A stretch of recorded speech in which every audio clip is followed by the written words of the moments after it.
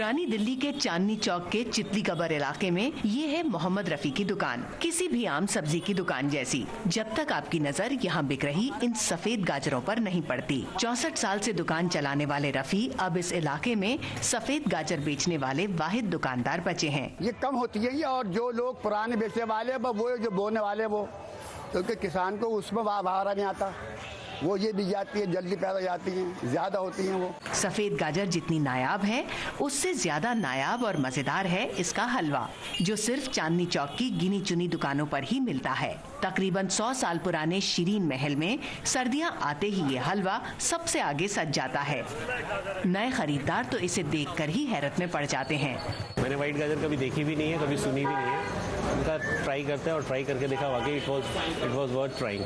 इसमें क्रिस्पी बना था जो लाल गाजर के हलवे में नहीं आता, और डिफरेंट था, बस अच्छा लग रहा था खाते खाते। सफेद गाजर और एलोवेरा के हलवे के सिवा शीरीन महल की ज्यादातर मिठाइयों का जायका पाकिस्तान में भी लिया जा सकता है।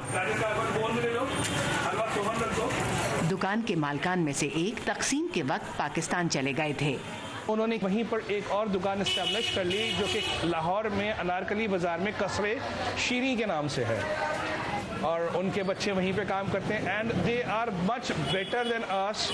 उनकी मिठाइयाँ ज़्यादा अच्छी होती हैं। हब्सी हलवा, गोंद का हलवा, सोहन हलवा और एलोवेरा का हलवा कुछ और ऐसी मिठाइयाँ हैं जो सिर्फ सर्दियों में ही बनाई और बेची जाती हैं। जो चीज़ पूरे सीजन में नहीं मिलती, ना गर्मियों में ना बरसात में, ये ओनली सर्दियों में ही मिलती है, जिसका असल मज़ा जो है वो सर्दियों में खाने का ही है। गर्मी में अगर इसको बनाएंगे तो ये बन नहीं पाएगा, क्योंकि इसको एक सर्टेन टेम्परेचर चाहिए जो कि ठंडा ही होना चाहिए। अगर इसको गर्मी में आप खाएंगे आपको मज़ा ही नहीं आएगा। चांदनी चौक की लज्जत का लुत्फ उठाने पूरा साल लोग आते हैं।